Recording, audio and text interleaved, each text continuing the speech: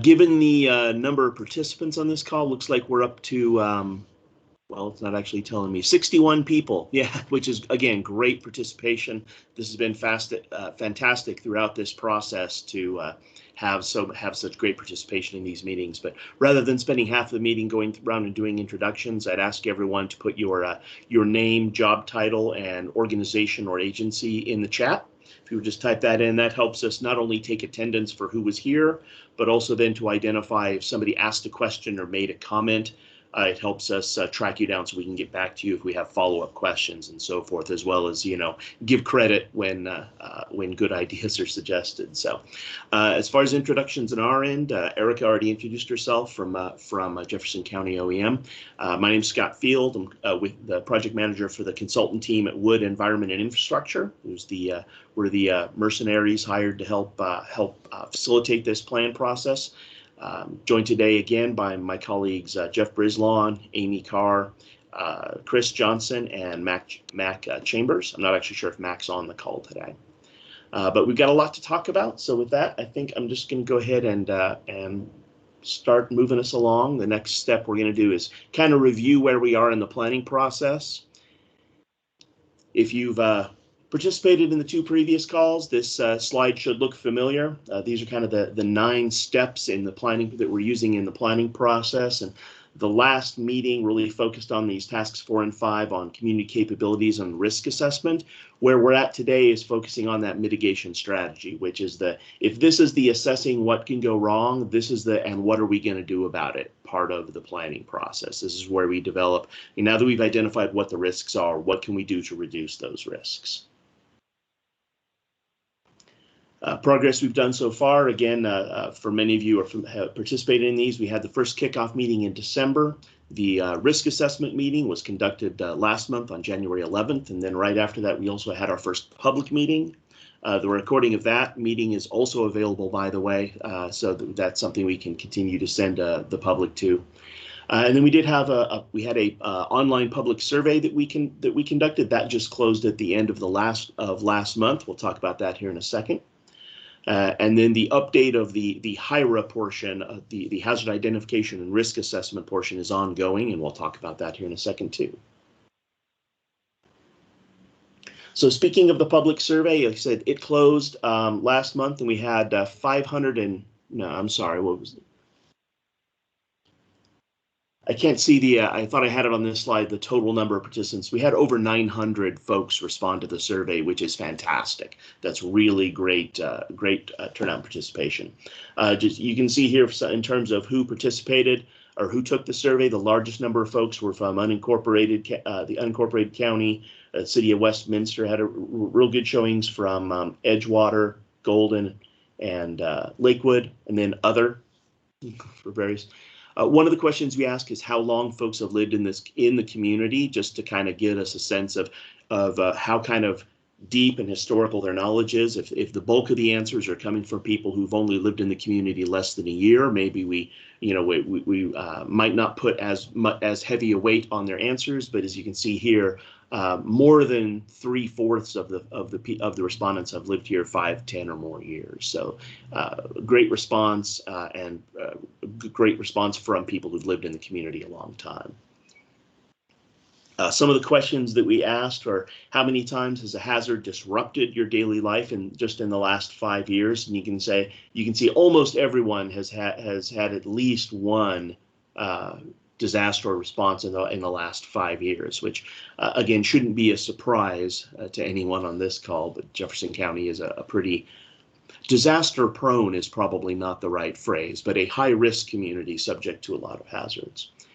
And then we had a broader question of any specific hazards information that we want the planning committee to consider. Don't have a slide for that because there were a lot of really good responses, and we're going to make that information available to everybody here after this call. There's the number. I had this. This is my fault. I had this as the first slide, and I moved it around. So, the survey closed at the end of January. We had 953 responses, which is a fantastic response. One of the questions we asked is how much weight or importance the members of the public feel for each of these different hazards that we listed here. And as you can see, some of the big ones, drought, cyber came in really high, hailstorm, wildfire. That shouldn't really be much of a surprise to anyone. And then you can see some of the ones that didn't get as big, or that are considered the least hazard: avalanche, earthquake, tornado, land subsidence. Dam failure was a little low. When you compare these responses to the countywide hazard rankings that are in the HIRA. You've seen this slide before in the last meeting, although we've updated some of the answers based on your input and based on our analysis, and then we just kind of put them in the order of high hazard to low hazard here. You'll have a chance again, by the way, let me stress, this is a community-wide or county-wide hazard rankings. For those of you in the jurisdictions, if you have submitted the plan update guide, we also asked you for your view of the significance of the hazards specific to your community, because we know the risk is not evenly distributed across the whole county. But we'll be taking that into account when we get into the individual jurisdictional annexes. But right here, we're just talking about countywide. And if you compare this to the previous slide in terms of what the public rankings are, a couple things that stand out is the public ranked drought, windstorm, and cyber attack as high, whereas they came in medium here. Extreme temperatures they ranked as medium, whereas we've ranked it as low. And floods, actually, in the public ranked as only a moderate hazard, which kind of surprised me given JeffCo's history. As recently as 2013. Two other ones that were ranked really, really low by the public were also dam failure or dam incident and earthquake. Those are both ones that are fairly because there's the frequency of occurrence is very slow or very long. We don't have them very often, so it's not something that's in the public mind very often. So something to consider is, is that a reflection of the actual significance of the hazards, or is that something that might be a public education or public awareness thing that they're not aware of what the hazard is? So something to consider and keep in mind. Again, we're not just using that, or we want to use what the public's perception is to inform our opinions or our analysis of what the hazards are. You'll have the complete survey available to you, and when we ask you to comment on the draft HIRA, you'll have an opportunity to comment on these hazard rankings again. Another question we asked, which is going to come up here in a minute when we talk about new actions, is what sort of actions does the public think that we should be doing? What do they think we should be working on in terms of risk reduction? You can see some of the ones that came in the highest. Wildfire fuels treatment always comes in high, no surprise there. Forest health and watershed protection, water conservation ranked really high, as well as public health incident preparedness. Gee, I wonder why that's on everyone's mind right now. Improving reliability communications, evacuation route development. Going back over here, public education awareness kind of in general. Assistance with defensible space, but in terms of assisting the public with being able to do that. So you can see a lot of ideas here. We'll come back to this slide when we talk about identifying new mitigation actions, but this is what your community and your constituents are telling you that they think we ought to be focusing on. So we might be able to use this as ideas to generate some new actions here in a little bit. Does anyone have any questions or comments on the public survey before I move on? I know I went through that a little quickly, and we will, like I said, be sending out the full responses from the survey to you, so you can take a look at it in more detail. But does anyone have any questions or comments before we move on? Hi, Scott. John Putz from Evergreen. Yeah. Okay. Just out of curiosity, what was the mailing list or distribution for the survey? I'm sorry, I had a hard time hearing you. Can you say that again? Yeah, what was the mailing list or distribution for the survey? The mailing list. Okay. I'm sorry. I'm getting some. Scott. Go ahead. Hey, John, it's Erica. Is this? Hi, Erica. Hi. There, we can hear you much better now. So it was distributed broadly to this group to share with all of their networks. It was distributed through social media, community newsletters, community newspapers. We used this group to request the broad reach of the survey, and so I think almost 1,000 survey results is a pretty good one. It would have been nice to hit 10,000, 600,000, hit all of our population, but we had it open for over a month and continue to request this group to push it broadly, and everyone did a really great job of pushing it out on their social media platforms as well.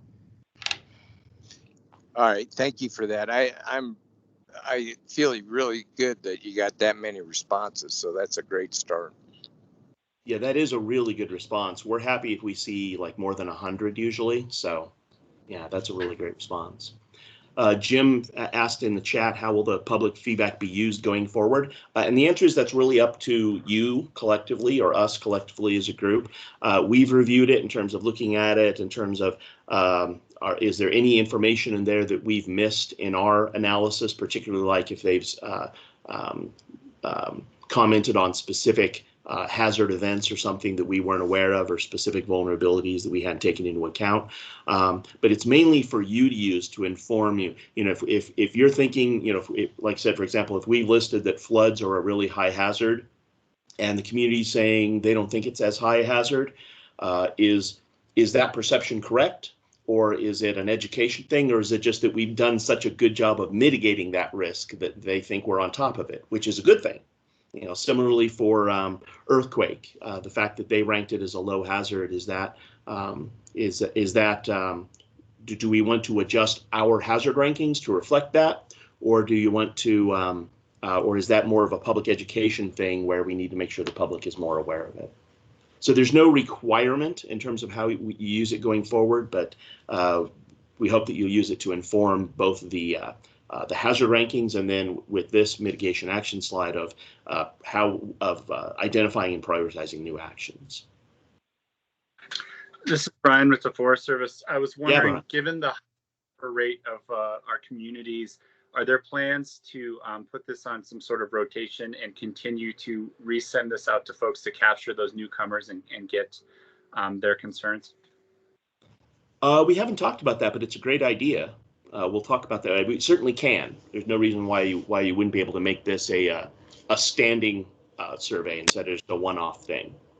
Well, that's something we can integrate into our sort of mitigation strategies, looking at public education.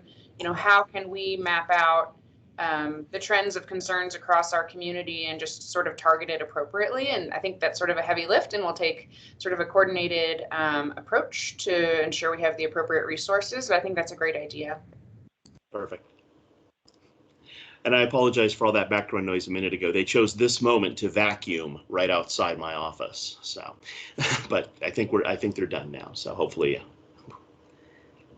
Any other questions or comments on the public survey or the process to date before we move on?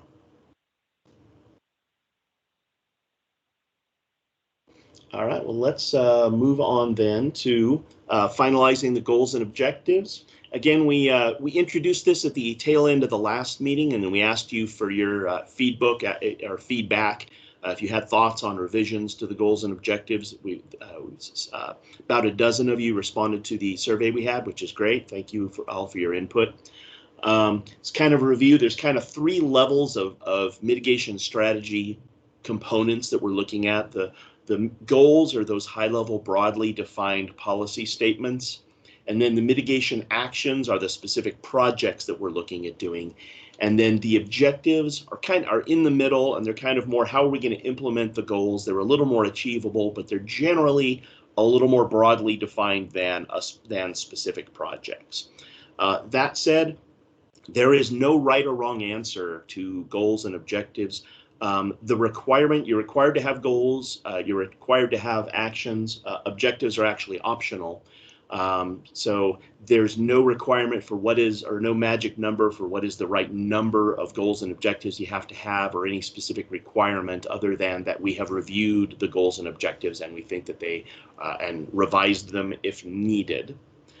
So we're going to go through and look at some of these, some of your suggestions here on the different goals and objectives. And again, I just want to stress that we get some great suggestions here. There's no right or wrong answer. The right answer is really what works for Jefferson County and the participating jurisdictions. So these are the three goals from as they were stated in the 2016 plan. And then on the next slides, we're gonna list each of these goals separately, along with the objectives that fall under that goal.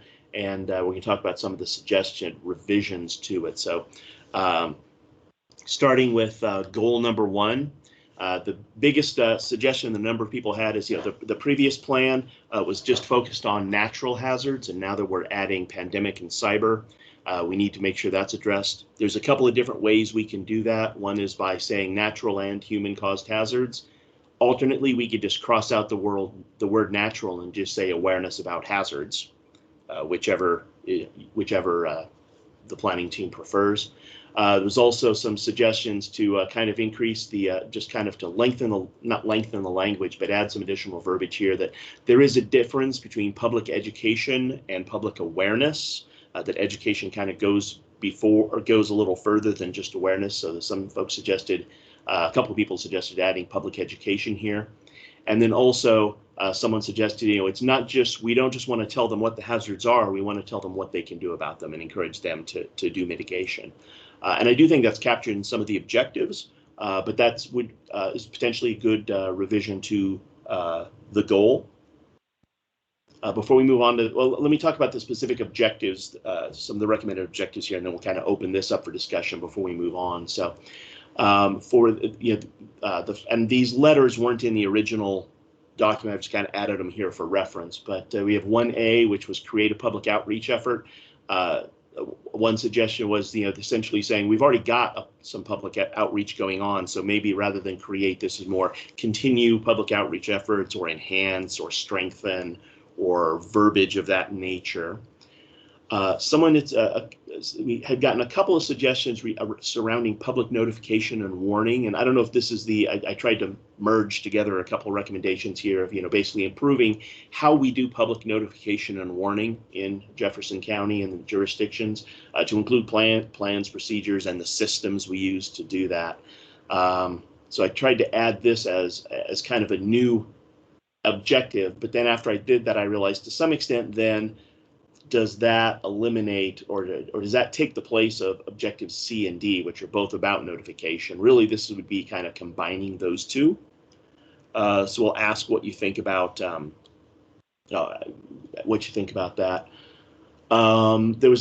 You had an objective on providing education on hazard-resistant construction techniques, and a couple people suggested, instead of just providing education, that we want to encourage people to do that, or create incentives to do that, or even potentially making that a requirement in hazard-specific areas, like, for example, in the wildland-urban interface. So we had a suggestion for that inclusion. One of the objectives here was increase public awareness of the need for funding, and somebody said that they weren't really sure what this would accomplish. Is the goal here to make sure people are aware that there are federal grants out there, and if so, why does the public necessarily care about that? Or is it more convincing the public that the county needs to be able to fund that? So, and then the last one, there was a suggestion, there was several suggestions about understanding or something about capturing the impacts of climate change and how that changes the risk from certain hazards. Certainly that's something that we're incorporating into the plan, but it wasn't really listed in any of the objectives.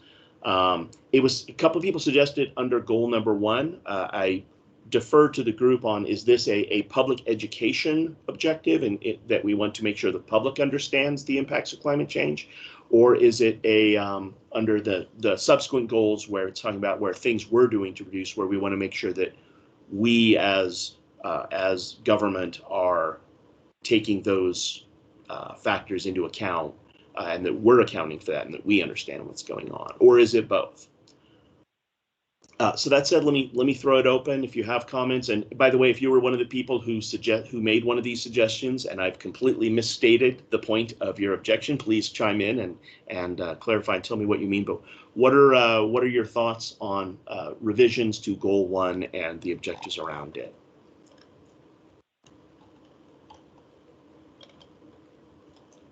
Scott, John Putt again. Yeah.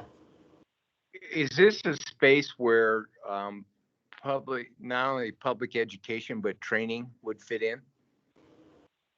It could, yeah, absolutely. Yeah, so because I think we really feel like we lack right now up in the wildland urban interface is that training piece for the neighborhoods on evacuation. And it has to be a collaboration with the fire districts, the sheriff's office. And when you start looking at the cost of the sheriff's office to put the overtime in for those types of things, it seems like if we can make the ask for training dollars, that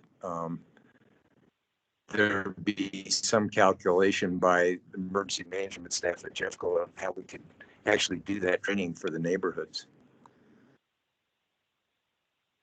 Great, that's a great suggestion. Other thoughts and comments? Do you generally like these? Do you like these revisions, or is there anything here that you particularly dislike or disagree with?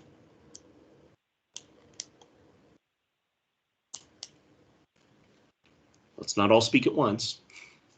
This is the Q&A part. This is that whole public participation or participation part that I referred to earlier. So.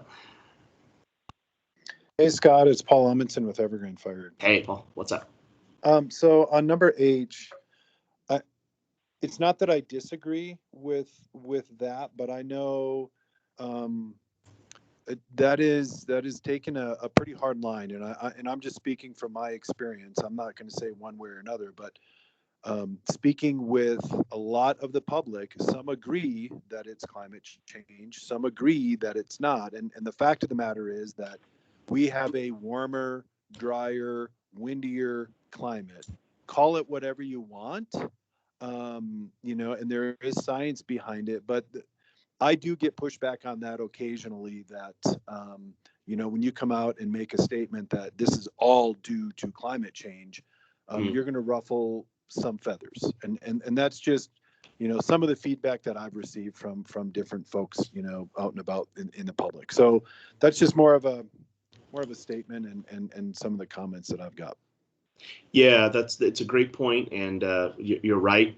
Certainly, that phrase climate change. There's definitely some political not subjectivity, some sensitivity to that word. We've done some plans in jurisdictions where we just can't even use that word.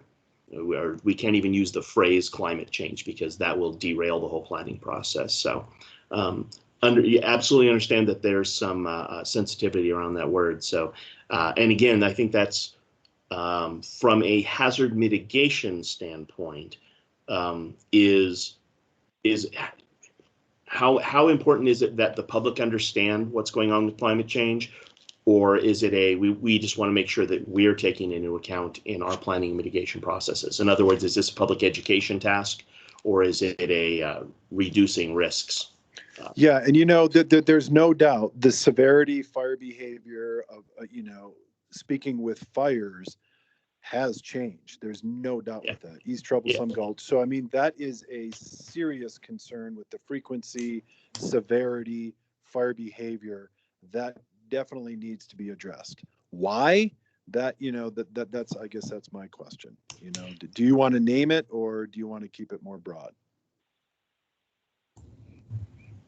If I can respond to that, this is Caitlin with the City of Lakewood Sustainability Division. I was one who suggested adding climate change kind of into Objective A there, but I do appreciate you actually bringing it out kind of as its own thing. And I think that, to Paul's point, some people absolutely are going to push back on, is it really a thing? Is it not a thing? And I like the language that you used here of just understanding what the impacts are.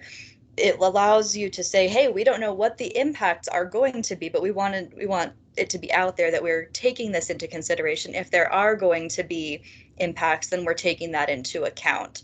And I do think it's important as part of the public education and awareness piece, because since the historical data is not going to be as reliable going forward, we want to make sure that people know that there are some potential changes to what these hazards are going to be, to the level of severity, and to what risks they may face. So I do think it's an important piece to include here in the public education and awareness piece, as well as to incorporate into the work that we're doing internally as governments to mitigate for some of these hazards.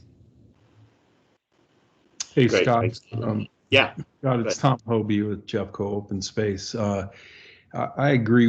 We should include it. I also understand Paul's point. I'm just wondering if we could just use some slightly different language, like environmental and weather change, which is an important consideration here. So obviously the climate change terminology has been somewhat of a lightning rod, and maybe we could just make up our own term that gets at the same thing. Yeah, we've used phrases that we've used in other plans is just changing weather conditions. Pretty much everyone acknowledges that the climate is changing. Whether or not it's just, I think that phrase is a hot button for a lot of folks. So, we could even just say something as simple as understanding the changing severity and frequency of hazards.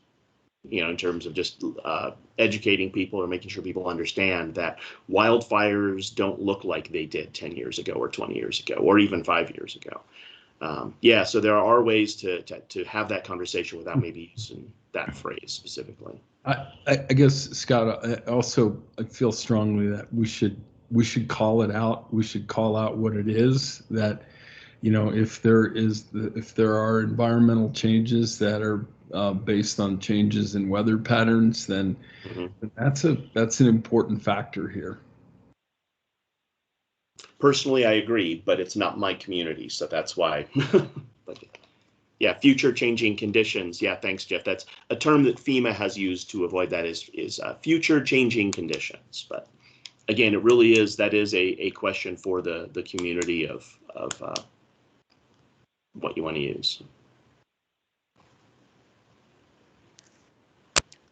Hey, Scott, really quick, I just wanted to bring the attention to Jim King's comment about item E and mentioning continued adoption of wildland urban interface code. Yeah, that's a great one, and we can certainly revise E to reflect that. Yeah.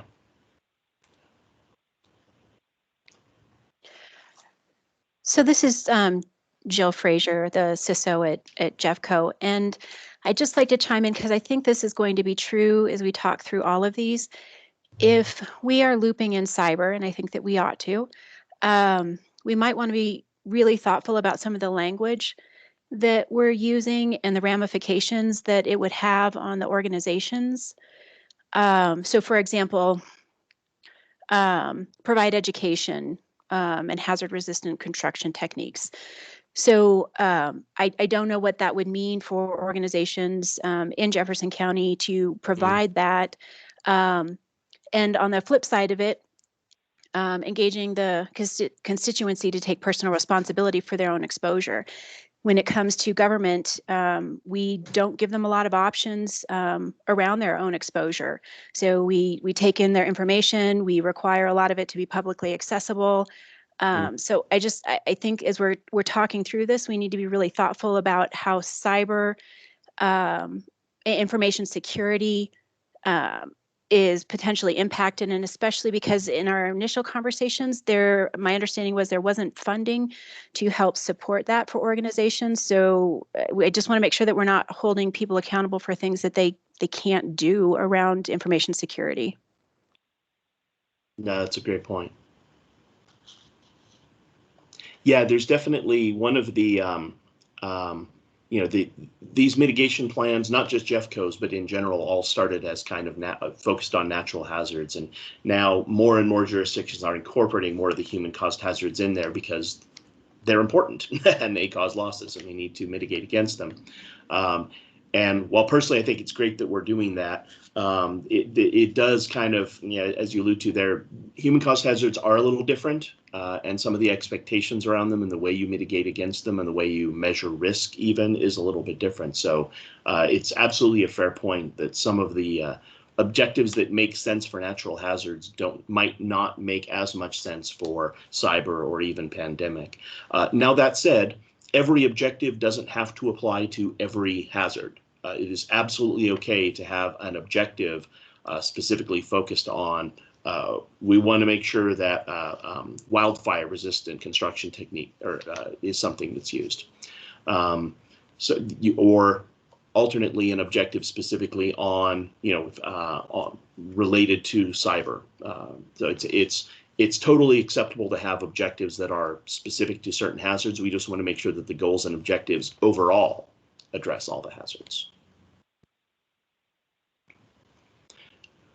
Awesome. All right. Well, thank you all for your input and comments. We'll be finishing these out, and then they'll be available in the draft plan for additional comments. I want to move on to goal 2. And this is the long one. This would be the one if we were having this meeting in person. This is the slide I'd be saying, I know you can't read this in the back row. Fortunately, one of the advantages of virtual meetings is you can just lean into your screen a little closer here. We have a second slide on this because we had a number of suggested additions, but I want to go through some of the edits to the existing ones. Goal 2, or the goal itself, specifically reference natural hazards. So as we mentioned on the previous slide, we can either take that out and just say reduce impacts of hazards, or alternately we can say natural and human caused hazards. And then there was also some suggestions about that we should really be incorporating resilience into that. And resilience is kind of a buzzword, but it's also really a good buzzword, and it does capture a lot of stuff. And I think a lot of people, because that word is getting used so much, a lot of people understand what that means, and I think it gets people's attention. So we could incorporate that into this goal as well. Either say, reduce impacts from hazards, or say improve the community's resilience to hazards. We can, like I say, do either or both. Goal 2E here is talking about incentives for the public to mitigate hazards. Just a note that this is kind of a duplicate of the one on the previous slide, which was on the previous slide, it was talking about education around construction resistant techniques. But if we're going to revise that one, going back a slide. Come on. If we're going to revise this one to talk about incentivizing hazard or construction techniques, do we need this objective as well? Maybe yes, maybe no. And then under L, where we talk about the community rating system, the objective specifically names the communities that are participants in the community rating system. I don't know if we need to do that. And then, do we revise the objective a year later when somebody else joins or leaves the program? I don't know if that's necessary or not. But some of the any thoughts on these before I go on to the well, actually, let's just so we capture the whole goal at once. Here's the suggested additional objectives that fall under goal 2. One was to improve wildfire education and training for dispatchers and responders.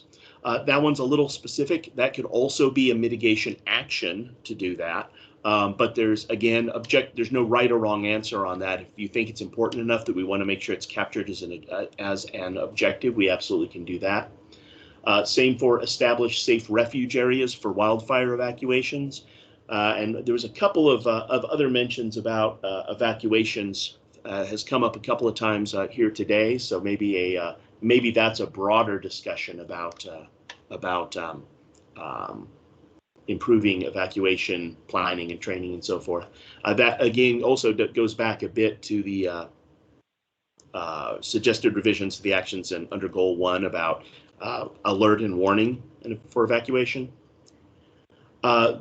Thought this was a great one. More systemic preparation or adaptation to reduce more chronic but widespread impacts, such as the strain on the power grid and premature aging of infrastructure. So that's a little more broadly focused rather than just specifically focused on individual hazards, but more kind of looking at the big picture. So I thought that was an interesting addition. And then maintaining, strengthening existing natural systems, ecosystems, and increasing biodiversity to improve resilience in the event of a natural disaster. That's something that, we've seen, going back to, well, not starting with, but we saw that in Hurricane Katrina, where, the degradation of wetlands had increased the city's vulnerability to hurricane. We can think of a number of examples here in Colorado as well. So there is definitely increasing understanding that the natural systems have a big role to play in hazard mitigation as well. So thoughts on these additions or the edits on the previous slide? Thoughts and comments?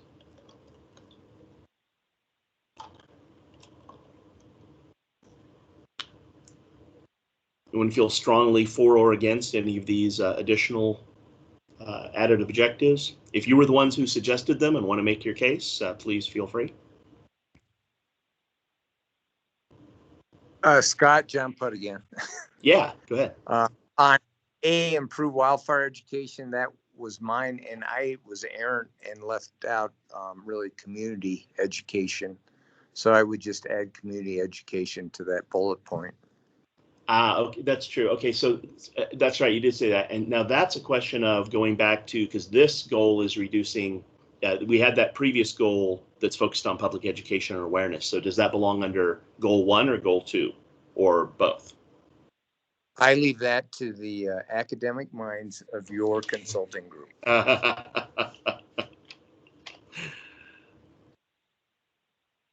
Other thoughts or comments on that?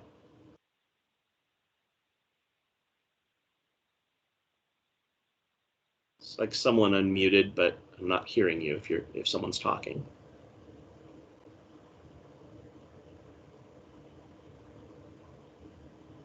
Anyone?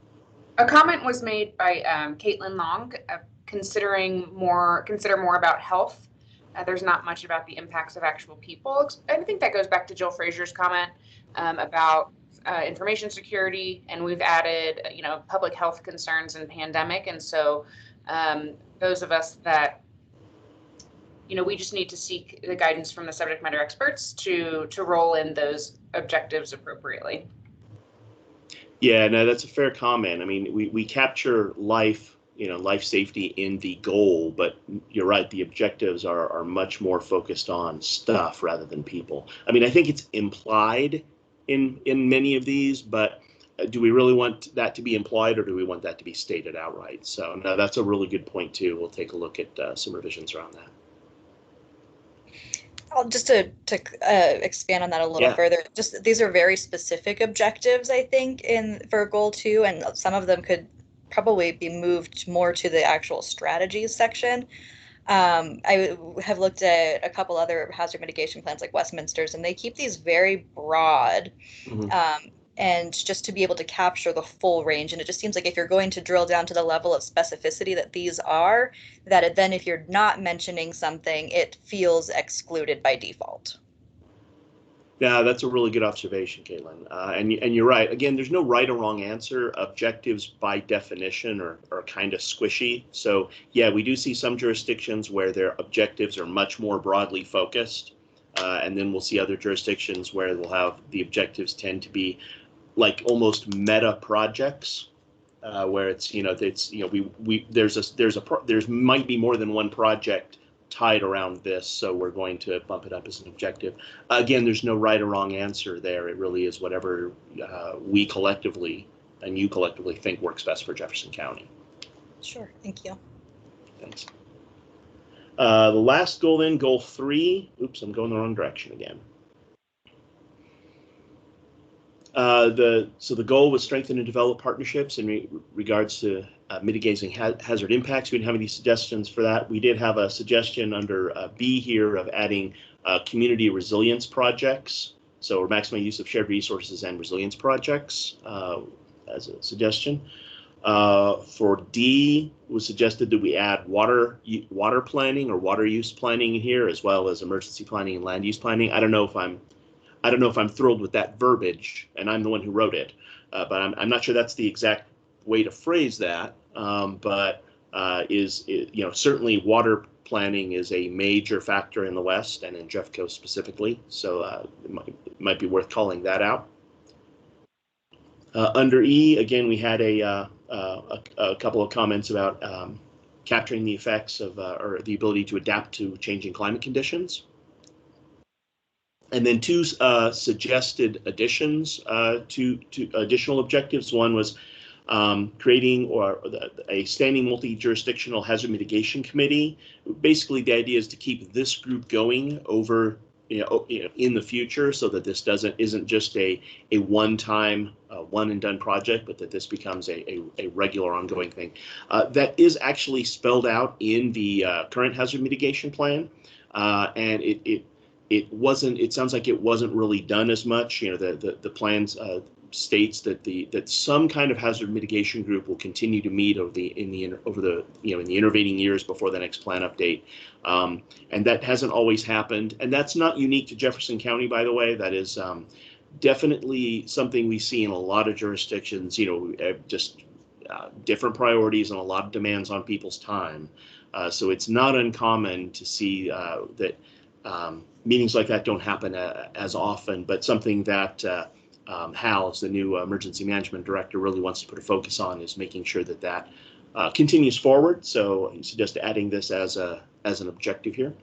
And then this last one is the many of you are familiar with, and I think it was discussed on the last meeting as well. The Wildfire Risk Reduction Task Force just put out a report with a number of really great recommendations. We'll talk about that here in a little bit as well. But some of those might generate some good mitigation actions. But it was suggested that that's a solid enough report and has a lot of stuff that we should just capture that here as rather than listing all of those individually, just kind of say, hey, we want to implement and take a closer look at the recommendations of that plan, or that report. Thoughts, comments, and thoughts on the on edits for goal 3 and the objectives.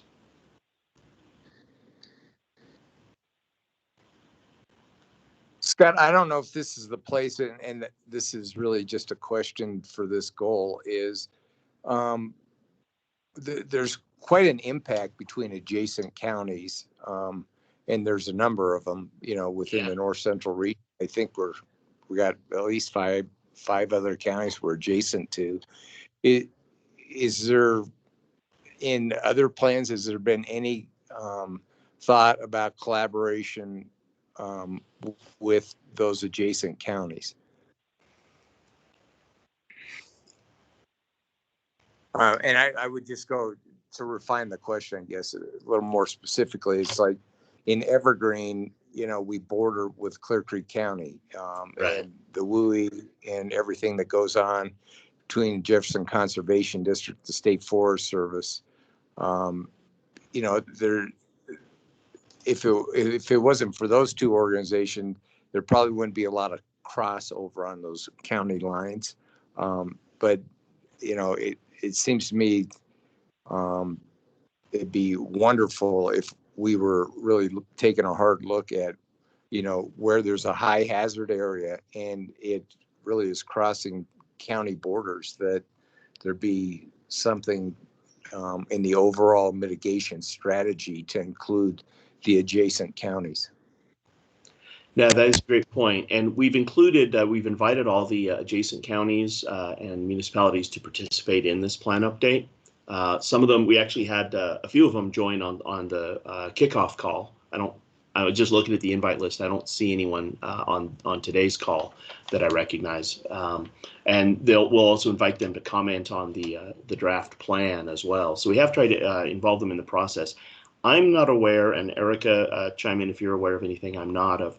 Certainly there is a state hazard mitigation plan that attempts to kind of roll up and coordinate mitigation plans statewide. I'm not sure that I don't know that the North Central region has done anything really in terms of trying to coordinate regional hazard mitigation. I mean, you're absolutely right. Disasters don't stop neatly at the county line, therefore neither should our mitigation efforts. I'm not aware of a lot of regional work in that area. I understand that there's been a number of watershed projects that That's true. Jurisdictional lines. And there, I'm not aware to all of the great work that's been going on around the region and even in Jefferson County, because it may not relate to the work that my office is doing. But I think it's a very great point. It's a very valid point, and I know there has been conversations with neighboring jurisdictions about, what could this look like, but that is a heavy lift. I understand Jefferson Conservation District. I don't know if Garrett's on the line. I know a lot of their projects cross jurisdictional lines too, but we'll acknowledge that, John, in the plan. And that's definitely something that FEMA and the state both encourage, is that sort of cross-jurisdictional planning. So you definitely don't lose points for doing that. On the contrary, you definitely get points for doing more of that. I see his comment from Nancy in the chat that there needs to be more collaboration between departments and divisions within the county. Not sure if you mean within county government or between the different jurisdictions of the county, but I think it's a true statement either way. So, and I think that's partly what Objective A here is trying to get at, is that coordination between different agencies as well as the public. So, I'd like to chime in if I can. Yeah. I'm Bob Hine with Lookout Mountain Water. And, hi, Bob. I just saw your hand is up, so sorry. Go ahead. Well, it's interesting because collaboration with Clear Creek is very important for us as well. Mm-hmm. Our dams, our major water supply resources, our reservoirs are in Clear Creek County, but essentially all of our customers are in JeffCo. And so what happens in Clear Creek directly affects what happens to everybody who we serve in JeffCo. Yeah, definitely. That's a great point. And we do in the plan, one of the things we look at is not just like specifically for dams. We're not just looking at the dams that are in Jefferson County, but the dams that are upstream of you that can impact you. I'm looking, doesn't look like Kevin Stewart is on today's call from the Mile High Flood District. I know he was on. Oh, there you are, Kevin. Hi. Yeah, I knew Kevin was on previous calls. Looks like he's on there today. So we do have that regional participation as well.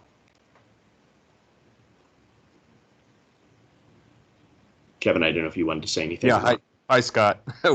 We're here to support the poll process.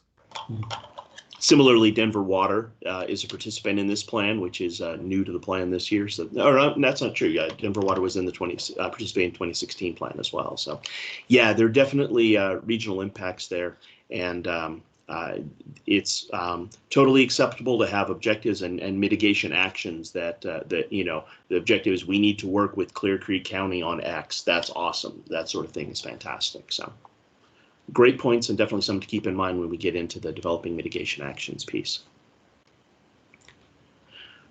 All right, great discussion. Thank you all for your comments and inputs. We'll finalize these up. If you have any other thoughts and comments, please go ahead and shoot them to myself and or Erica, and we'll get those incorporated, and then we'll have a draft final list of goals and objectives here for everyone to review.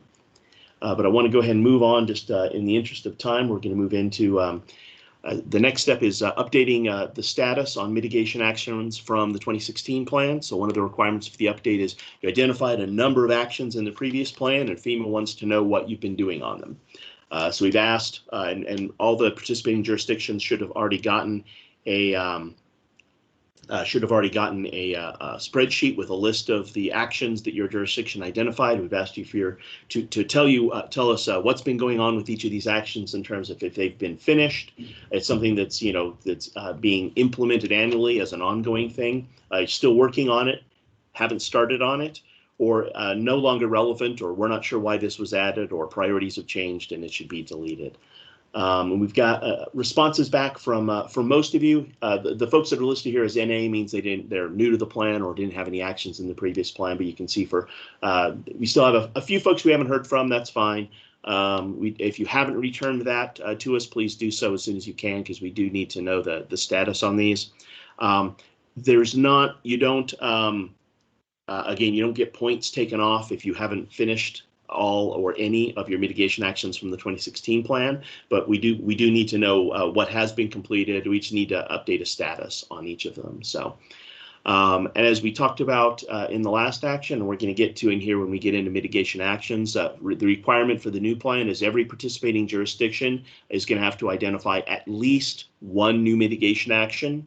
So if you had 20 actions in the previous plan and you haven't done any of them, you still need to add at least one new action. If you only had 2 actions in the previous plan and you finished both of them, you still have to add at least one new mitigation action. We'll get into that in a couple more slides here in more detail, but just kind of wanted to show where we are. As you can see, there's been a lot of really good progress, particularly if some jurisdictions have have made some really good progress on completing actions from the previous plan. But this is something that ongoing hazard mitigation committee that we referenced earlier can track on an ongoing basis to make sure that someone's looking in on these more often than once every 5 years. Any questions or comments on the actions from the previous plan, or anyone not anything you don't understand about that, or?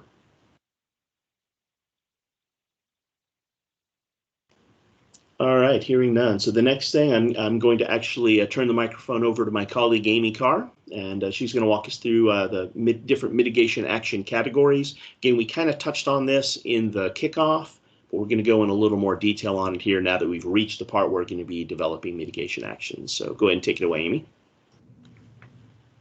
Thanks, Scott. You can go to the next slide, please. So this slide here is from the Colorado DHSCM, and it's showing what is considered mitigation in the eyes of FEMA.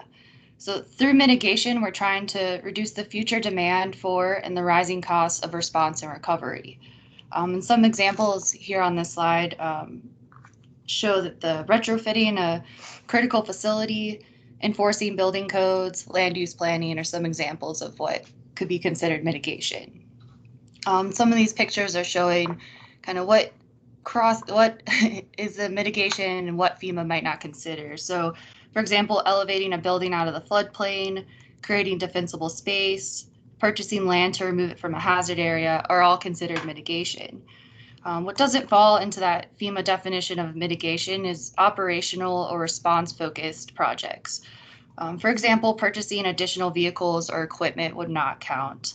And I've actually heard DHSCM explain this before as anything with wheels doesn't count as mitigation in the eyes of FEMA. Next slide. So FEMA recommends thinking of mitigation activities under these 4 categories. So plans and regulations are actions such as updating or implementing building codes, floodplain or WUI regulations, limiting building in specific hazard areas and how they are built. Structure and infrastructure projects. These could be a range of activities from building new dams or levees, upgrading existing culverts, or flood protection projects. Education and awareness. That's getting information out to the public on different hazards. Natural systems protection. Those could be projects for watershed protections, for example. So in addition to those 4 FEMA categories on the left there, there's also the community rating system, or CRS, which has 6 categories that could and really should be considered when you're thinking of different mitigation actions. As you can see from those 6, there's a lot of crossover between the 4 mitigation 4 FEMA categories. And so for CRS purposes and those communities that participate in the CRS program, you're not recommended to have mitigation actions that fall under those 6 CRS categories. But if you do have projects that falls under them, it will give you more of those CRS points if that's something you're interested in. So it's just important to keep in mind if you're a jurisdiction that does participate in CRS or thinking about it, that will help maximize your CRS credits. Next slide. So we just went through kind of what FEMA considers a mitigation action. So now let's look at it in terms of what the mitigation action is trying to accomplish. So one way to think of this is these 4 A's: alter, avert, adapt, and avoid. And we'll go into detail a little more in the next slides. So starting with alter. This is where you're trying to change the behavior of the hazard. It's something that it can't be prevented, but we want to make sure that it has less of an impact when the hazard event happens. So some examples are prescribed burns or fuel management to reduce the severity and intensity of a fire event. Or another example could be, say you have a weakened dam and you want an action related to draining the lake behind the dam. So in the case that the dam does fail, the impact will be less severe on the community. Next slide. Avert. This is trying to prevent the event altogether, or at least keep it away from the important assets in your community. So maybe we can't avoid that flood event, but we can keep the flood waters away from those areas or assets that we care about. So this could be something like building flood walls, debris basins, or making drainage improvements. So again, we're trying to channel the hazard away from what we care about in your community, causing it to go where we want and protect what's important in the community. Next slide. Avoid the hazard. So unlike avert, where we want to try to change where the hazard event will happen, this type of project would be something where we're trying to reduce your vulnerability to areas where it could impact. So these are things like acquiring land through a buyout program to remove the opportunity for future development in a potentially hazardous area, or relocating an existing structure from that area and turning it into open space.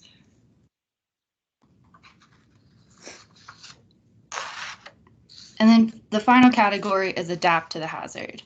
So that's recognizing that the hazard event could happen and doing what you can to reduce the damages and impacts from it. So those are things like updating or adopting new building codes, adopting or updating land use and subdivision regulations, as well as things like monitoring and warning systems where you can improve the ability to notify the public.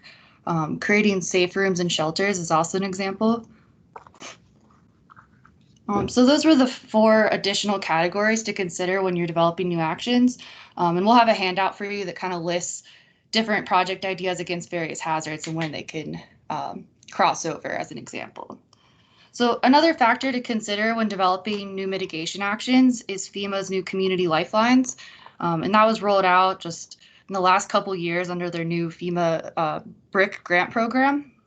And so an easy way to think of the lifelines, it's just another way of grouping things together that helps communities function. So you'll see at the top there, those are the main lifelines, and those are safety and security, food, water, shelter, health and medical, energy, communications, transportation, and hazardous material.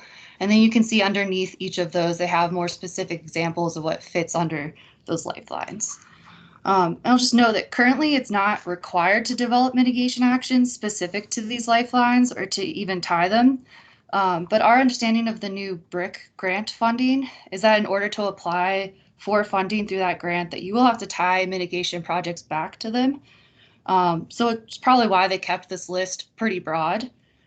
So again, it's not required for the mitigation plan, but it is something to start consider, and it's something that might be more thought about through FEMA in the future. So another thing to keep in mind when developing new mitigation actions is the impact of climate change, as we've been discussing today already, and how that's going to affect your vulnerability to certain hazards. And when you get the HIRA, you'll see that we have addressed this under each hazard profile in a broad sense of how that hazard will be impacted by climate change. So this is just showing some questions that will help you start thinking about climate change and in relation to mitigation actions.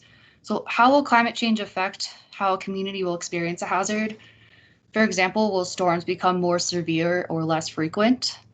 Will it affect the likelihood of a hazard and how it will occur spatially? And then what we can do about it what is our adaptive capacity? And when developing adaptation strategies for climate change, it's good to kind of take these steps as well as consider some of these questions. So prioritizing your needs, identify strategies, prioritize and evaluate your actions, and then think about how you'll phase and implement each one. Next slide.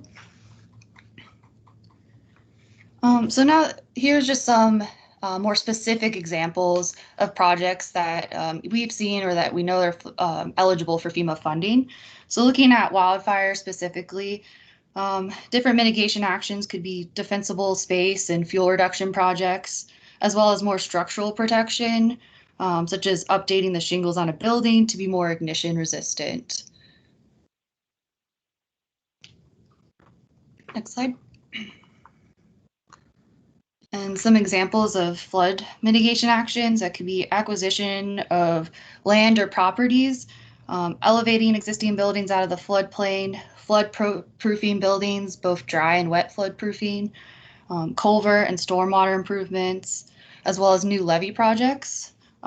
With levee projects, that is like a little caveat there, is as long as there's not a duplication of any existing projects with the Army Corps of Engineers, then it will count as a mitigation project, as well as infrastructure retrofits to culverts and bridges as another example.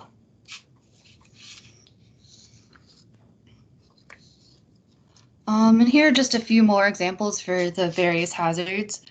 So for landslides or geologic hazards, some mitigation activities could be channel or stope stabilization, especially around or near critical facilities. Again, buyouts or relocation of structures, utility protection or infrastructure retrofits specific to probably high winds or with severe winter weather. Often that might relate to private property, but that could also be a great opportunity for some sort of public-private partnership, potentially to help with the funding of that. Generators. One thing to note specific about generators is that FEMA usually doesn't consider the purchase of a generator as mitigation, but the installing a generator specifically for a critical facility would be considered mitigation. So for example, they may not consider purchasing of generators so that they can be moved around to specific locations when you need them as mitigation. But retrofitting a building to install quick connects would be considered mitigation. Well, before moving ahead, does anyone have any thoughts, questions, or ideas on mitigation actions at this time? Yeah, this is Bob Hine with Lookout Mountain Water.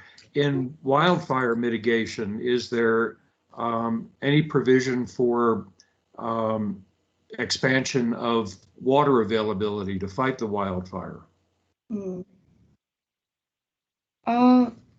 I believe so, but I think it's you have to be very specific in the language that we use. Scott, do you have more to add on that? Yeah, we've definitely seen that as well. So one, as a reminder on all these projects, just so FEMA has a very narrow definition of what they count as mitigation for purposes of plan approval. That said, if there's something that you think is important that needs to be done to reduce the risk in Jefferson County, we can absolutely include that. So I'll talk about that here in a second when we get into picking new actions. But just because FEMA doesn't count it doesn't mean you can't include it in the plan. We just have to make sure we have enough actions that do count, and I'm using irony quotes there. But yes, we have seen that as increasing water supply for firefighting can be counted. Again, if the focus needs to be on making changes in implementation, like we're installing new fire hydrants in high risk areas or whatever that looks like. So yes, kind of depends on how it's phrased and so forth, but we can help wordsmith that as well. One other comment, Scott. Yeah.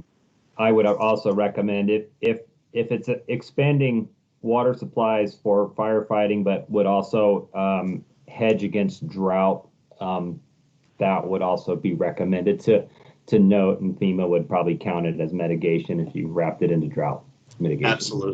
Absolutely. Yeah, and it's worth noting, actions don't have to address only one hazard. I mean, if you're doing an action that addresses multiple hazards, that's great. So that's a great point. Thanks. Scott, John Putton. Mm-hmm. Go ahead, John. Jump on to Bob's question, and maybe Brian has an answer. But we've started some conversations with the Division of Water Resources, and our big problem really in the unincorporated areas up here are ponds and water storage facilities that really aren't legal.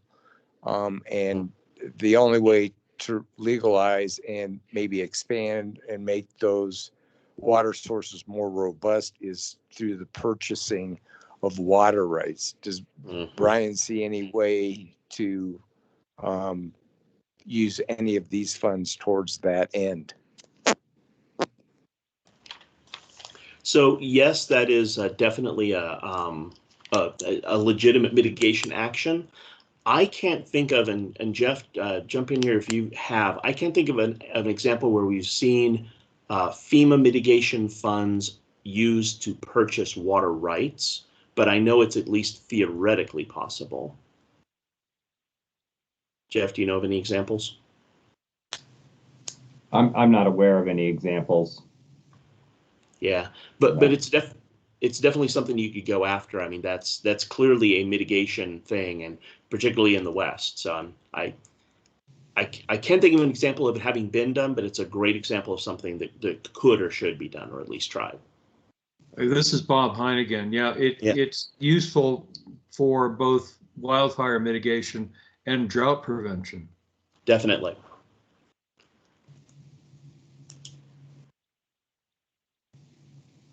Yeah, I would, like I said, I can't think of a specific example where that's been approved. I'll research it, but it sounds like something that certainly FEMA Region 8 would understand the importance of.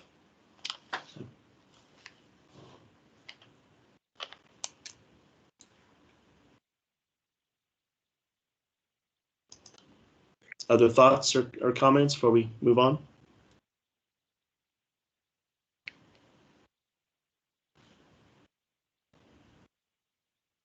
Go ahead, Amy. Okay.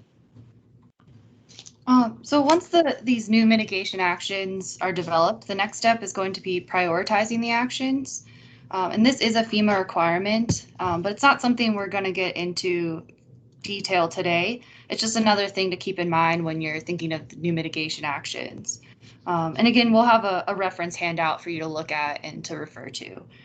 So FEMA suggests using the Stapley method for prioritization. So that's social, technical, administrative, political, legal, economic, and environmental.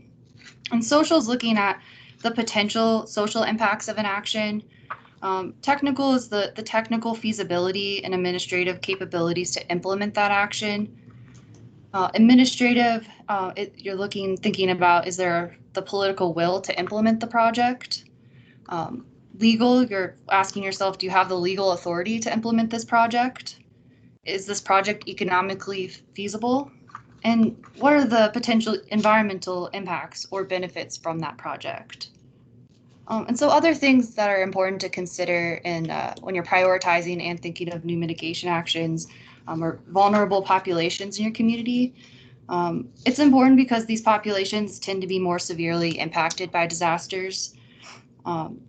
We want the actions to address all the hazards in your plan, but in particular, it's important to have actions that address your high risk hazards. It's important to think about your critical facilities and how you can protect both those and community assets. And then thinking back to the mitigation goals and objectives that we discussed earlier and how those actions can help you reach those mitigation projects. And then thinking about how they meet those multiple objectives that we went through earlier.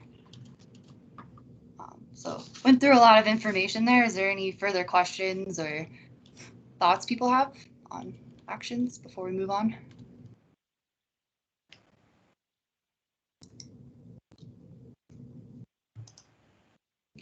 All right, with that, I think I'll toss it back to you, Scott. Okay, thanks, Amy. And we have, as Amy said, we have a couple of handouts here we'll be putting in the chat, and I'm going to show here in a second. But now we want to go, now that we've kind of reviewed what we're talking about in terms of mitigation actions, now we're going to talk about how we develop them. And don't lose too much sleep on the categorization. They're there to give you ideas There, rather than, if you're not entirely sure, well, does this project fall in this category or that category? Don't lose a lot of sleep over that. They're just there to give you ideas of the types of things that we're looking for, and to give you, when we talk about in a few slides, I'll talk about a broad range of mitigation actions. We want to make sure that the plan includes actions from more than one category and isn't all just focused on, it's all culverts and stormwater improvements or something. So. As far as the requirements of what is required for this plan to pass state and FEMA approval, as I alluded to early, every jurisdiction must have at least one new action. And we encourage, obviously, everyone to have more than one new action, but you have to have at least one new action that counts as a true mitigation action, as we've kind of alluded to earlier. So that's the specific requirement for each jurisdiction must have at least one new action. And then the plan as a whole needs to have what's called a comprehensive range of activities and actions. And it doesn't look like Mark Thompson or Trish Gavelda from the state are on today's call. I know they were on previous calls. If Trish and Mark, if you are, and I just don't see you, feel free to chime in. But what we're looking for there, particularly for the plan as a whole and for the large jurisdictions, particularly the larger municipalities, is we want to make sure that you're looking at a broad range of stuff, both a broad range of hazards and a broad range of different types of things that are going on. Again, so that the plan isn't just, we've seen some plans that, or some jurisdictions just, here's 12 different stormwater projects that we want to do, or 12 new bridges or culverts that we want to upgrade. That's great, but that's not a comprehensive range of actions. We want to capture those, but we don't want to just be limited to just projects like that. We want to see priority given to the high-risk hazards. That's not saying that's not saying we don't want to mitigate against the low-risk hazards, but we want, if we're saying the hazards that are our highest risk hazards, we want to definitely make sure that we, if we said they're the highest risk, then we should be focusing our mitigation actions on those high and medium risk hazards more than the others. Again, it does have to be a true mitigation action by the FEMA definition in order to meet this requirement. We can absolutely include other actions, things to include, like I say, stuff that's more planning and preparedness focused, or more response activities. We can include those here. It's a great place to kind of capture that stuff. We just have to make sure that FEMA won't count those towards the requirements, so we need to make sure that we have enough good actions to pass, but we can include those others. The actions do have to be prioritized, and Amy addressed the prioritization criteria. They do need to have some detail on implementation and how you're actually gonna do the project, how you're gonna implement it. Do you have the administrative capability to make sure it's gonna happen? Who's in charge of it, and that sort of thing.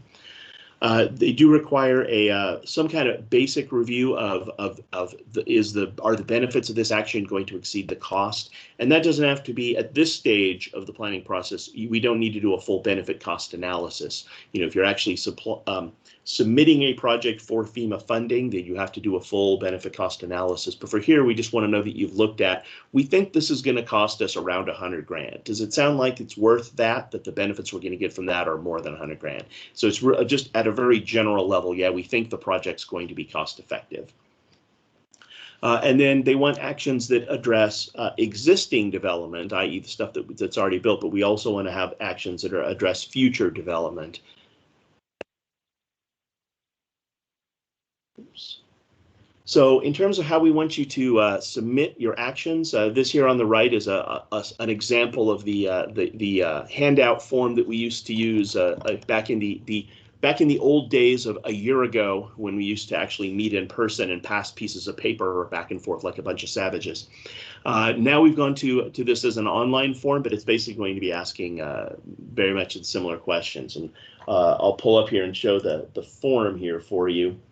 So we ask you to go to this link here. We'll take you to this mitigation action form here. Actually, let me pull up the preview. It's a little easier to see.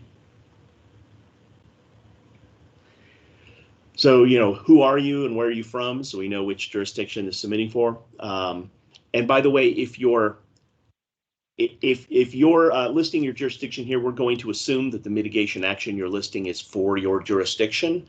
That maybe seems a bit obvious, but if you're suggesting something that is a multi-jurisdictional action, that's awesome. Just please make sure that's captured in here so that we know that. If you're saying that you want to work with your neighbors on this, that's awesome.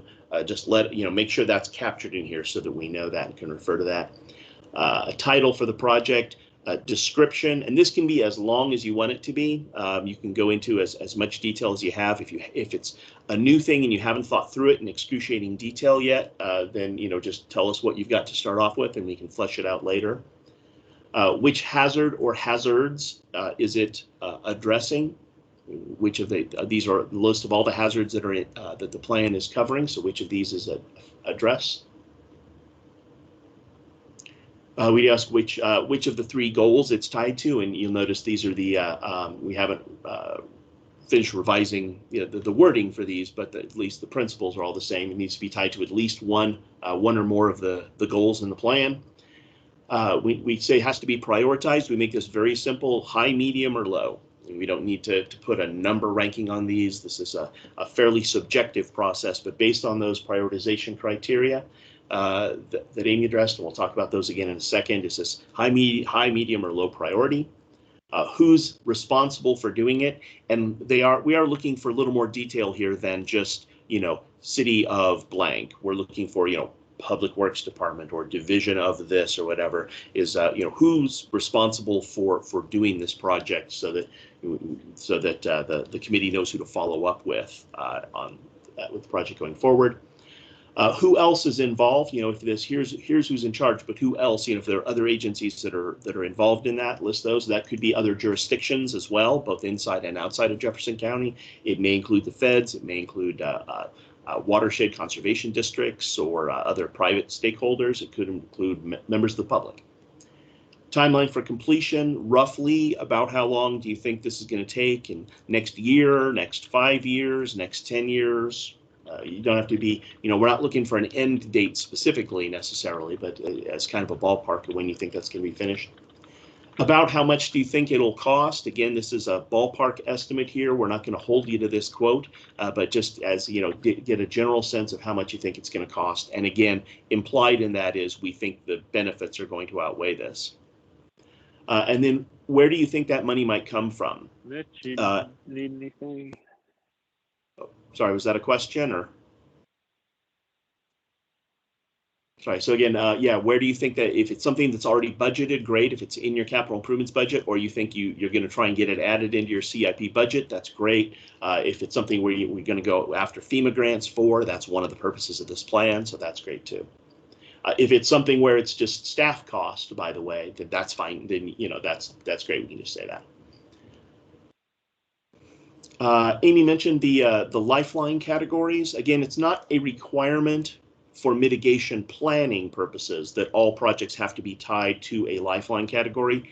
However, it is now a requirement for at least one of the mitigation grants that when you submit it for a grant, when you submit for grant funding, that you'll need to be able to tie it to one of these lifelines. So we may as well start thinking about that now. So we've added here, if you can tie it to one of these categories, and these are fairly broad categories, so that we don't see too many mitigation actions that don't fit into one of these some way. But we did include an other category because this is not all inclusive, and you will notice the lifelines are very focused on stuff that government does. For example, schools aren't really on here. They technically fall under government services, even though some of them are privately owned and aren't really a government service. You may see some other things just that, that are more like focused on, you may have actions that are focused on private sector stuff or individual homeowners that might not fit neatly into here. I mean, homeowners would be shelter. Usually you can tie something into one of these categories, but again, not a requirement at this point, but again, just also something to think about as you're identifying projects. And then lastly, how can we get a hold of you if we have questions on your action so we know who submitted it? So again, we're asking each participating jurisdiction is required to submit one action. If you're not the lead for your specific jurisdiction, obviously we have more than one person from any of the municipalities or government entities on this call. That's great. Please feel free to, we would love it if everybody on this call submitted one new mitigation action, then we would have no problem getting this plan approved. So the more is the merrier on this. Feel free to either go in and submit them yourselves, or if you'd prefer to get with your emergency manager or whoever, or fire chief or whoever is the lead for your jurisdiction in this planning process. If you want to consult with them and give them your information and have them submit it, that's fine too. However we get it is great. It's worth noting if this form isn't working for you, let myself or Erica know. Some people, by the way, in that spreadsheet that we sent around earlier for the status on the 2016 actions, some people already added and submitted new actions in that form. That's great. We'll take them however we get them. So if this form isn't working for you, let us know and we'll find another way to get that submitted. As far as of sources for identifying new mitigation actions, there's a bunch of things that you can think of. Again, those categories that Amy listed earlier are meant really just to kind of think through different things. We're going to have the draft hazard identification and risk assessment out here for your comment here very shortly. That will, as you're reading through that, that might generate some ideas. We have handouts on action alternatives. This was just uploaded into the chat. Here's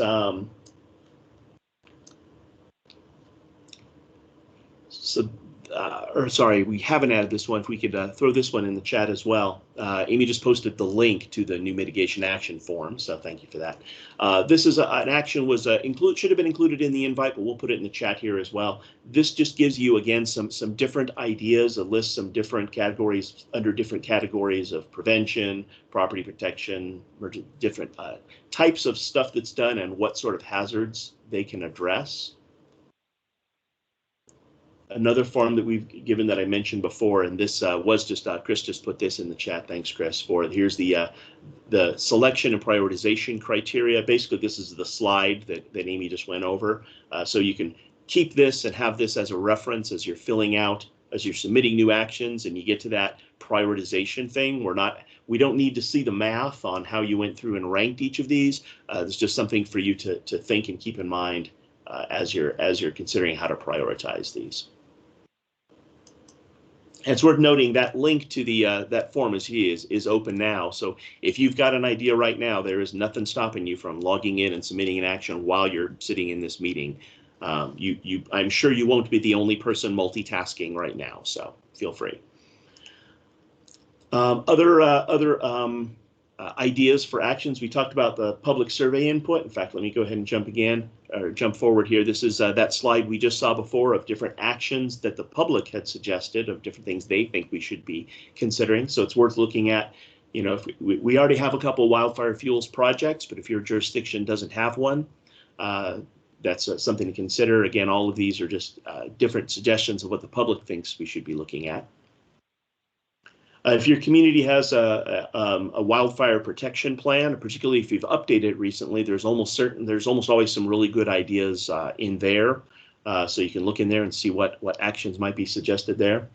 Water protection usage plans, watershed plans, anything like those where those plans already exist have usually some good recommendations, whether they're broad brush recommendations or in many cases specific. They've already identified specific projects you want to do. We can absolutely capture those. Similarly, stuff that's already in your capital improvement plan. One of the purposes of this plan is to identify projects that you can go out, you can search for funding to help fund these projects. But if you've got a project that's already funded, we should totally include that as well. So if you've got something that's in the capital improvement plan, we can capture that. Similarly, drainage plans. Every stormwater shop in the country, I think, has a list of culverts and bridges or intersections that they want to do work on. So we can. That's a real easy place to generate some ideas or for additional projects. A couple other things to look at, and we'll put these links in the chat as well. But there's one is FEMA has a mitigation action portfolio, which this is brand new. That there's an older FEMA guide with different mitigation action ideas, but this just came out. So we'll put the link to it in the chat. There you go. Thank you, Amy. And this just lists a bunch of different projects. This is specific to the BRIC grant, which is that Building Resilient Infrastructure and Communities. It's the replacement for the old pre-disaster mitigation grant. And there's a lot of money behind it. What this slide deck does here, basically, or what this document does, is it goes through and talks about, for different hazards and different lifelines, it looks at, here's different stuff that people that are doing around the country. So it's kind of a best practices document. And there's some great ideas in here. It gets really specific on individual hazards and lifelines and what you can do. I'm kind of scrolling through this quickly, but you can see there's like different case studies here for, here's a microgrid project that they did. That addresses, it talks about which hazards it addresses. Addresses all hazards, but specifically these two as the main ones. Oh, that's a good comment, by the way. You may notice in the new action submission form, we didn't give you an action for all hazards because FEMA actually requires you to list them. So if it's all hazards, you're just going to have to go through and check all the boxes. I'm sorry. But also mentions here which lifelines it addresses, both primary and other ones. And again, it lists here, again, this isn't necessarily saying that, you can just copy and paste this as a project submission for you, but if you can take a look at these, oh, hey, microgrid, that's something we should look at. I wonder how much that would cost. You can get some ideas of different projects that are not only that are already being done around the country. And the great thing is, if it's in this project or if it's in this portfolio, by definition, FEMA has approved it and said, yes, this is a good project. So if you want to come up with something that's similar to these, some of these are really more large scale kind of big picture projects. And then some of the later ones get into, a little more down in the weeds projects of, culverts and so forth. But you can see there's a lot of really good broad mitigation actions addressing a variety of different hazards. So this is a great resource to look through and look for different ideas. Another source that's referenced in that slide that's linked here and that we'll put in the chat is a Planning for Hazards website. This is run by the Colorado Department of Local Affairs. It was developed in coordination with University of Colorado at Denver. It was put together after the 2013 floods and has been developed and fleshed out quite a bit since then. But there's some great information here, and it really is tooled both for the public and for local government on, here are the different hazards that Colorado faces. Here are some different things you can do about it. Here's some different models of, what would a storm, if we don't have a stormwater ordinance, but we might want one, what would that look like? Well, here are some samples. Here's some zoning information. There's a lot. This tends to look at stuff from a land use planning background, which is great. So if that's not your background, this could give you some really great ideas. And if that is your background, this can also give you some great ideas on how to implement your ideas. So there's a lot of great suggestions and ideas. I urge everyone to, it's also just, it's just a tremendous resource, totally outside the realm of this plan. I encourage everyone to look at it and take some time. There's a lot of terrific information here, but it's another great place. You can see there's mitigation planning tools and strategies. A lot of different ideas that you can look at to how you for projects or new actions. So those are these two links here for different ideas. We already addressed public survey results. So this is a couple of things. We've kind of alluded to a couple of these already, but I wanted to kind of go over some of the common, I don't want to call them mistakes, but FEMA has some very specific things they're looking for in submission of projects. So things that won't count towards the requirement. Routine maintenance. If it's something that you're already doing as part of routine maintenance, well, that's not really mitigation. Mitigation is what are we doing that's above and beyond that to kind of reduce risk. Now, as with many of these, sometimes we can kind of write our way around those. If it's something like, you're not doing routine maintenance, but you want to start doing, conduct regular inspections and implement improvements based on the results of those inspections, that might pass. But saying conduct routine maintenance and fix the things we find is not going to.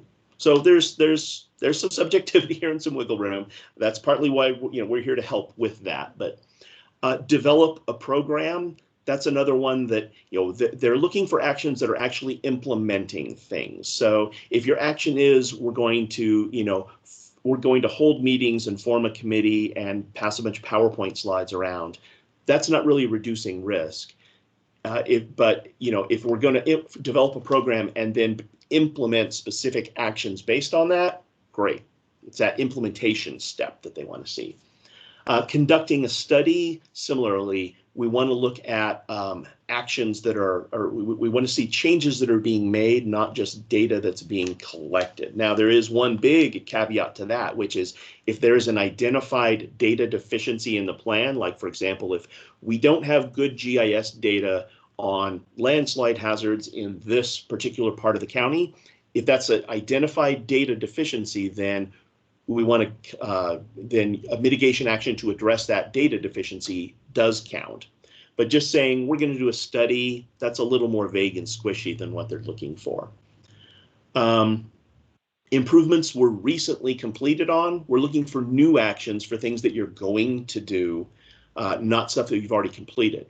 Now, that said, stuff that you've already done, we also want to capture that. If you said we've got the status on the mitigation actions that were identified in the 2016 plan, but we know there's been a lot of stuff that's been done besides just those actions. So if you have other projects that you have been completed in the last 5 years, we absolutely want to capture those, so you can send that information. We asked for some of that in the plan update guide, but you can feel free to send that information to myself and or Erica, and we'll include that in the plan. It just doesn't count as a new action.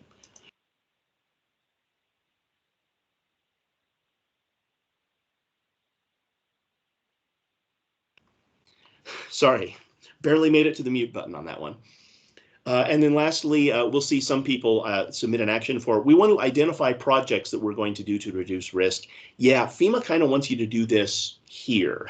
So it's kind of, identifying an action to identify actions kind of becomes a circular, becomes a self-licking ice cream cone, as my friend Mike Chard always says. So that's not something that they would count as an action. It may be something that you need to do, which is, again, all of these are valid things. It may be questions where we don't have enough information to really identify specific projects yet, but we're going to develop a program and conduct a study so that we can identify specific projects. You can absolutely capture that in the plan, and there may be ways we can wordsmith that so that it counts. But even if it doesn't count towards the requirement, that doesn't mean we can't include it. So again, I don't want to, FEMA's view of mitigation for purposes of these plans is focused on what the legislation was written for. I mean, it's not, I'm not bashing FEMA. The legislation for this program was written fairly specifically. So they have a fairly narrow focus, but we want to encourage outside the box thinking as well. So we can include these, and in many ways, many cases, there are ways we can sort of wordsmith them. But just as you're submitting these actions, think about how we would implement them. And we're fortunate, by the way. There is we're very fortunate with both Colorado DHSEM and FEMA Region 8 are both very good and very reasonable about how they view these requirements. There's some other states and regions that we do plans in that have a much more strict interpretation, or how they define things is a lot more onerous. We're fortunate to live in a state and a region that takes a much more reasonable and more, I think, realistic focus on these. But those are the kind of actions that we are asking for. So given that, I'm going to back up here a couple slides. Nope, keep going, keep rolling the mouse wheel the wrong direction.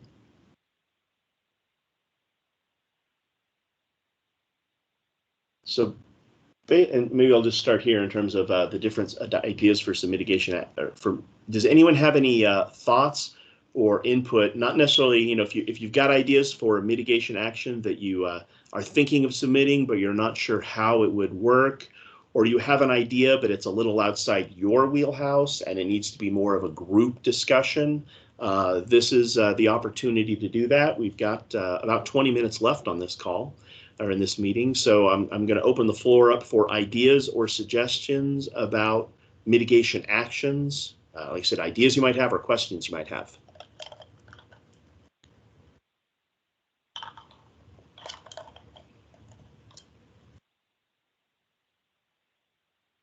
I have a question. This is Shelley Kobaugh. Yeah, sure. Representing the town of Morrison. Mm-hmm. So could the hazard mitigation actions, Jefferson County could submit some that are more regional in nature. So say there was a fuel reduction project that crossed several agencies, possibly would Jefferson County be the one to submit that or to coordinate that? Yes, and all of the above. So we absolutely encourage those multi-jurisdictional actions. So there's a couple of different ways and kind of do that. Going back to the form here. So there's a couple of different ways to potentially capture that. One is, so the lead agency might be Jefferson County. Supporting agencies and partners might include town of Morrison, et cetera, and other participating jurisdictions. So that's another way we can capture it. The other thing is there is, in order for Morrison to, if you wanted to get credit for that towards a requirement, would be it's totally fine to have one action listed across multiple jurisdictions. So, it kind of takes a little bit more ownership of it at the jurisdiction level, where the county has an action to kind of lead and coordinate this effort, and then Morrison has a corresponding action that says we're going to participate in this county project. So it can kind of be done either way, but the short answer is yes, absolutely. That's the sort of thing we want to encourage. Did that answer your question? It did. Thank you. Thanks. Other questions? Scott, I have a question. This is Pat from Jefferson County. Yeah, hi, Pat. And I'm not sure if it falls under it doesn't work because it would be a study, but Jefferson County has a number of FEMA designated floodplains, A zones in the mountains of Jefferson County that were developed many years ago before we had better topography. So today we have all this LIDAR, and I think it'd be great to be able to update those FEMA zone A's, even if we just look at topography and use that as really that driving force. Is that something that could fall under a study? Yeah, absolutely. And that's a good example of we have an existing data deficiency, and we need to correct that data deficiency. So short answer is yes. That would be a valid action. We would just need to make sure, and this is on us from the writing the plan standpoint, is make sure that then we address somewhere in the plan this data deficiency exists, and then when they get to actions, we specifically refer to that as this is, addressing that data deficiency that we referenced on page 12. Okay, and then partners, even though many of them are outside Mile High Flood District, I know Brooke is on the line. They could be a partner in this as well as CWCB. Is that right? Absolutely. Okay. Yeah, there's no restriction on who you can list as a partner. I don't want to say the more is the merrier, because there is a matter of of how many cats you can herd at one time. But as far as a project approval process go, they absolutely love seeing multi-jurisdictional projects and multi-agency projects. So yeah, you can capture that. Can include the feds. I mean, FEMA may very well be a participating agency in that mapping effort, for example. So. Okay, great. And do feel free. So I would say it's not, if you're going to list somebody else as a supporting agency on your action, I mean, no one's going to, there's not a specific form that they go through to check the box of, and yes, I've talked to this person about it and they're on board with it. But if you're going to list somebody else as a supporting agency in a project that you want to do, probably not a bad idea to reach out to them and at least say, hey, does this make sense? Certainly when you get into the point of submitting it as a project for funding, then you would need to have that tighter coordination. But part of this process of developing these actions is not just putting together a list, but also, we want to encourage that sort of communication and development. Like I said, normally if when we were having these meetings in person, it would be really easy. We just say, okay, we'd pass out a bunch of sheets of paper, and you could just go talk to, if there's someone sitting on the other side of the room, say, hey, we should get together and work on this. It's a little harder to do in a virtual setting. But, you know, if you don't know who, you know, for example, you don't have any contacts at the flood district. I know that's a bad example because everyone knows Kevin. But if hypothetically you didn't know Kevin, you know, reach out to myself or Erica and say, hey, I want to cooperate with the flood district on a project. Who's a good point of contact there?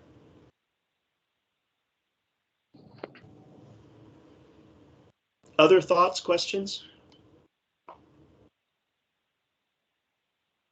Again, we've got a ton of different sources to look at for different ideas. And while I've stressed one, you know, good action for requirement, I also want to stress that you're not limited to that. Again, I don't want to say the more the merrier, because the point here is not to get a list of 100 things that you'll never do. What we really want to do is get a good list of actions that addresses a broad range of hazards and is stuff that you actually want to focus on. So.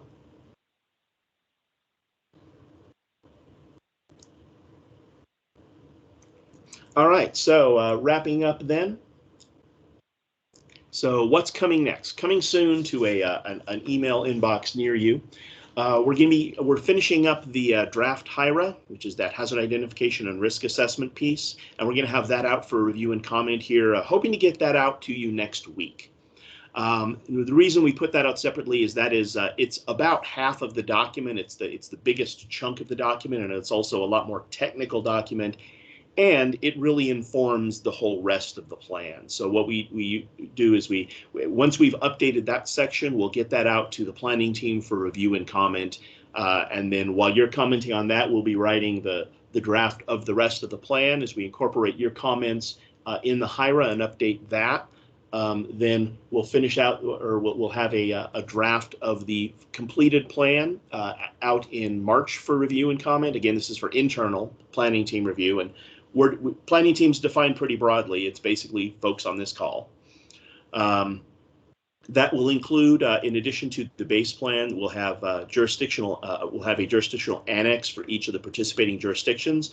So Town of Morrison, you know, we encourage you to read through the base HIRA and the base plan, but we also very specifically will want your input on the Town of Morrison annex. So similarly for the fire districts and everybody else.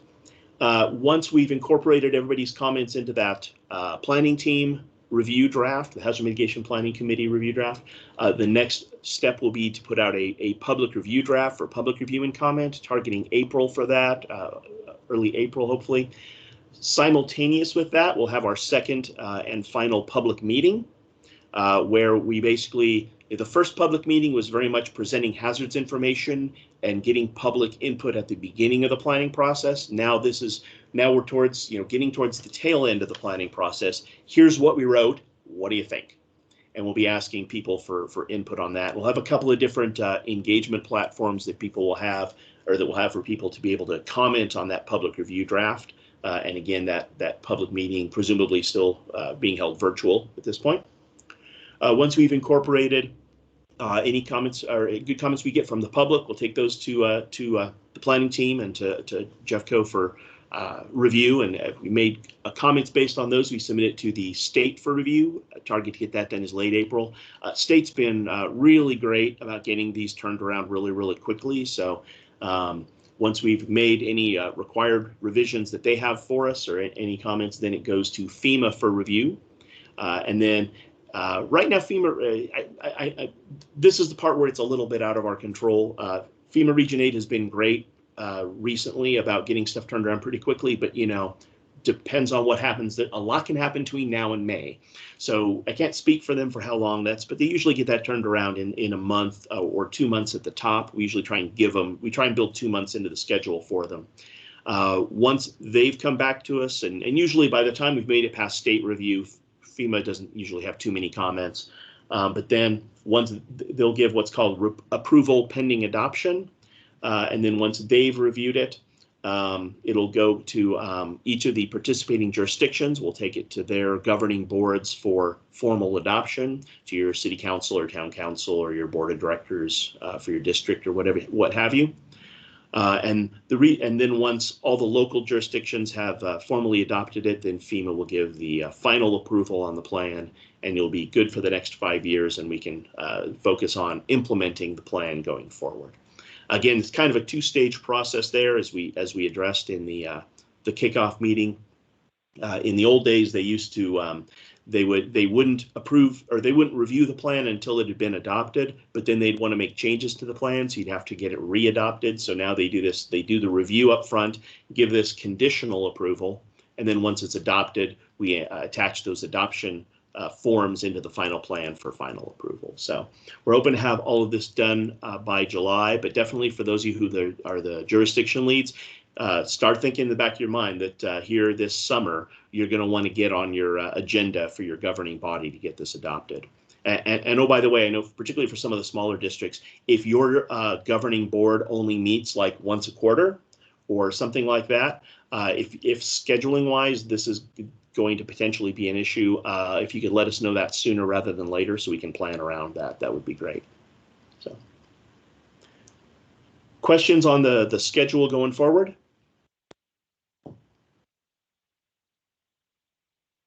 Okay, so the next asks in terms of what you can expect is, again, we've got that link for submit new mitigation actions. We encourage everyone to go submit your ideas. Each jurisdiction is required to have at least one new action, but everybody can submit and you're not limited to one. If you haven't already returned, for those jurisdictions, if you haven't already returned the status on your 2016 actions, please do so. And if you haven't submitted that or returned that plan update guide, please do so. Those are going to be really valuable to us as we start writing particularly the jurisdictional annexes. We lean on those really heavily. So if you haven't got them to us yet, no problem, but we need those now sooner rather than later. And then coming soon, the next things we're going to be asking you for is, like I said, hopefully next week we'll have the draft HIRA out for you to review and comment on. That draft HIRA will be focused on the county as a whole, so it won't get as far down in the weeds for your individual jurisdiction. But then in next month, we'll have the draft plan and those jurisdictional annexes for you to review. All right, thanks for sticking with us. I know, again, this is a lot of information, but thank you. Had some great discussion, particularly around the goals and objectives. Really appreciate that. So that is, I think, all I have. Erica, I'll go and turn it back over to you. Thank you all for your participation and commitment in this process as we update the plan. I just want to continue to remind you all to track your time, and please document your time through the form that we've provided through the link. It's in the chat, and I've sent it out in numerous emails. I'll send it out again. It will help us with our in-kind match. If we do not get the in-kind match, we might have to reach back out to participating agencies to implement a cost share, which was in some of our commitment letters previously. But please track your time. It's very important to this project. So thank you very much. Thanks, Scott.